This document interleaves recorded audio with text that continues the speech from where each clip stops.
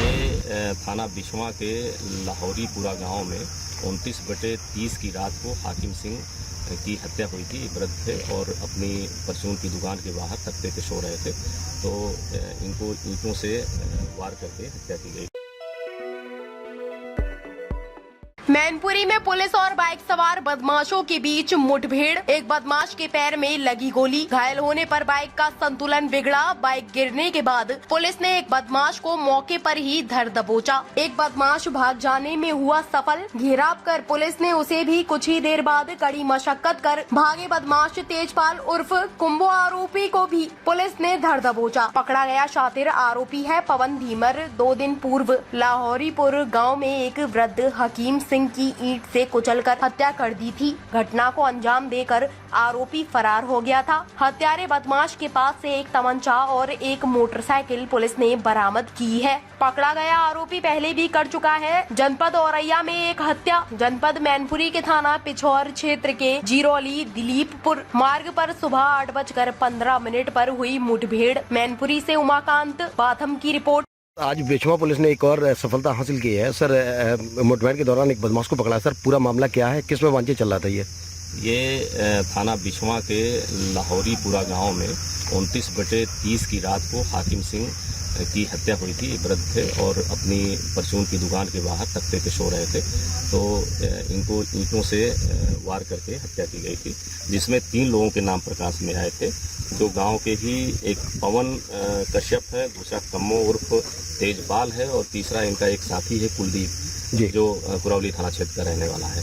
आज पुलिस मुठभेड़ में ये दिलीपपुर कैलई के जंगल में पुलिस मुठभेड़ हुई है, जिसमें थाना अध्यक्ष पिछवा और उनकी टीम और हमारी सर्विलांस टीम थी।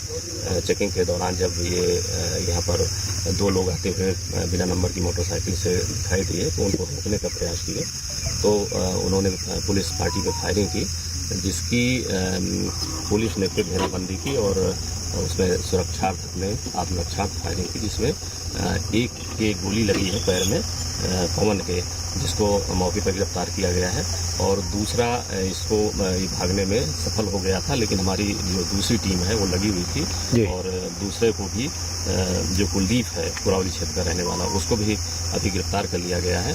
तो इस तरह से ये 2 लोग गिरफ्तार कर लिए गए हैं। ये जो पवन है जिसके गोली लगी है, इसने पूछताछ पर पूरी घटना को बताया है कि किन कारणों से हाकिम सिंह की हत्या की थी। ये बताया कि जो इसके भाइयों से विवाद था, वो भाइयों के विवाद में अनावश्यक रूप से हाकिम सिंह हस्तक्षेप करते थे तथा भाइयों को भड़काते थे कि इसको यहाँ पर नहीं रखना है। और जो दूसरा इसका आरोपी है जो कम्मो है, वो भी हाकिम सिंह से उनका विवाद होता रहता था।